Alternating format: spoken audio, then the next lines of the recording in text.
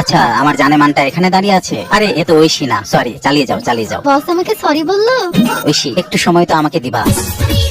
এই নাটকের মধ্যে কি এমন আছে? বস এভাবে জ্বালাচ্ছেন কেন? আমার প্রেমপত্রের উত্তর কখন পাবো মহারানী? আমাকে পাওয়া এত সোজা না। ঐশী বসকে পাত্তা দেয় না, কিন্তু অন্য মেয়েরা সবাই বসের পেছনে ছোটে। সবাই মনে করে এই দৌড়ে প্রীতি অনেকটাই এগিয়ে আছে, তাই তারা প্রীতিকে খোঁচাতে আসে। প্রীতি একটু কফি খাও, তুমি তো ক্লান্ত, একটু মেসেজ করে দিই। বস আর তোমার জুটি তো সেই, দোয়া করো সত্যি যেন আমি তাকে পাই। প্রীতি ম্যাডাম, বসকে নিয়ন্ত্রণে রাখতে হবে। ঐশী এখান থেকে একটা চিরকুট তোলো, আমাদের মধ্যে যার নাম উঠবে সেই বসকে পাবে।